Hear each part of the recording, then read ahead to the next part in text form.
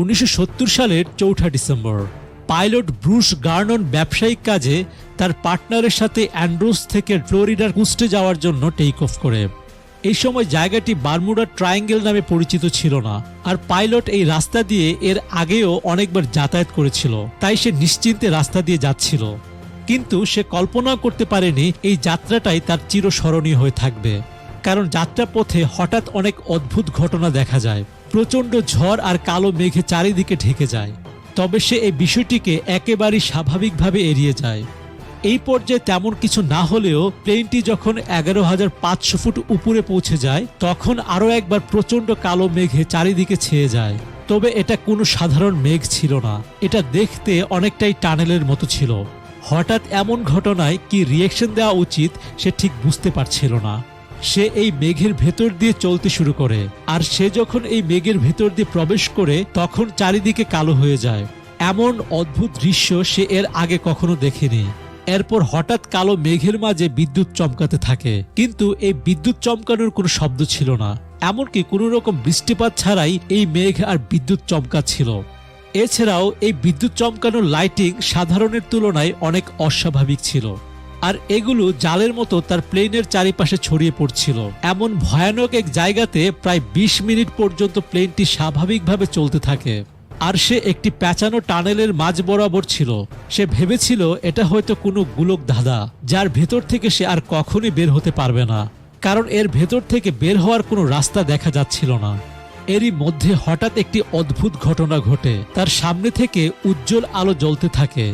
তখন সে ভাবতে থাকে হয়তো এখনই টানেলের সমাপ্তি হতে চলেছে, তাই সে সামনের দিকে এগিয়ে যায়। কিন্তু এই টানেলের শেষ অংশে পৌঁছানোর সাথে সাথেই প্লেনটি যেন সংকুচিত হয়ে যাচ্ছিল, আর প্লেনের ভেতর অদ্ভুত অদ্ভুত ঘটনা ঘটছিল। প্লেনের ভেতরে থাকা কম্পাস বারবার ডিরেকশন পরিবর্তন করছিল। প্লেনের ইলেকট্রনিক যন্ত্রপাতি স্বয়ংক্রিয়ভাবে চালু হয়ে যাচ্ছিল। মনে হচ্ছিল এই প্লেনটিকে কোনো অলৌকিক শক্তি নিয়ন্ত্রণ করছে। আর এই সময় পাইলট তার প্লেনটিকে নিয়ন্ত্রণ করার অনেক চেষ্টা করে, কিন্তু সে কোনো কিছুই নিয়ন্ত্রণ করতে পারছিল না। কোনো কিছুই তার মতো চলছিল না, সবকিছু একা একাই চলছিল। আর তখনও এই প্লেনটি টানেলের ভেতরই ছিল। এভাবেই দুলতে দুলতে প্লেনটি শেষ অংশ থেকে হঠাৎ বেরিয়ে যায়। তবে এই 20 মিনিট তার সাথে যেই রহস্যময় ঘটনা ঘটেছে তা স্বাভাবিকভাবে কখনই ঘটা সম্ভব নয়। এখান থেকে বেরিয়ে সে যেন প্রাণ ফিরে পেয়েছে, আর প্লেনের সব যন্ত্রপাতি ঠিকভাবে কাজ করতে থাকে।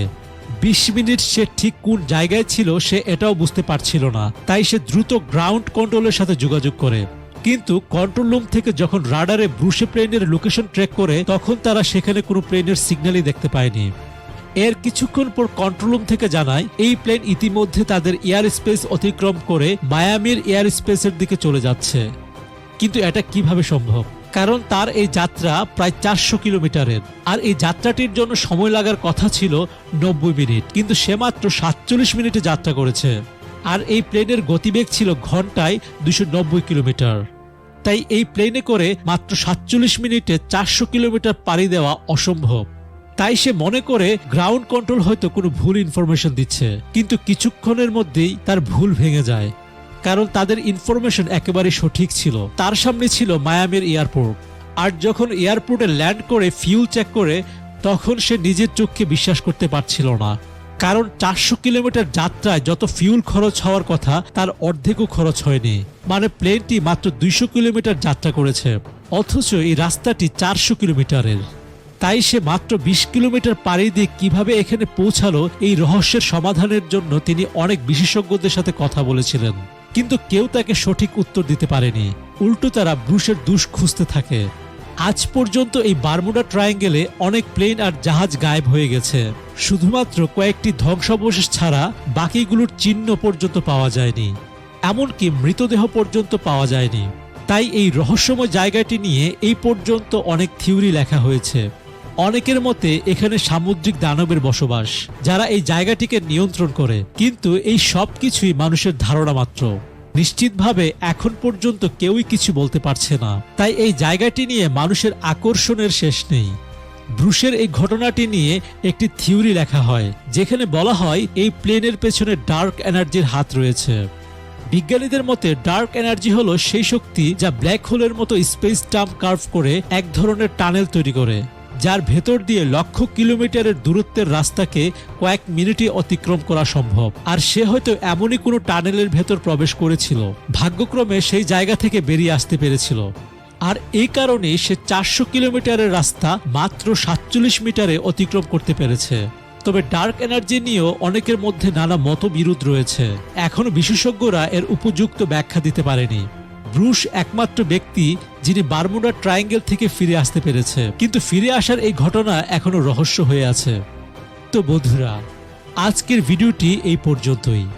ভিডিওটি ভালো লাগলে একটি লাইক দিন আর আপনার মূল্যবান মতামত কমেন্টের মাধ্যমে আমাদেরকে জানাতে পারেন। আর আপনি যদি আমাদের চ্যানেলে নতুন হয়ে থাকেন তাহলে চ্যানেলটিকে সাবস্ক্রাইব করে পাশের বেল আইকনটি ক্লিক করে রেখে দিন। তো সবাই ভালো থাকবেন। Thanks for watching.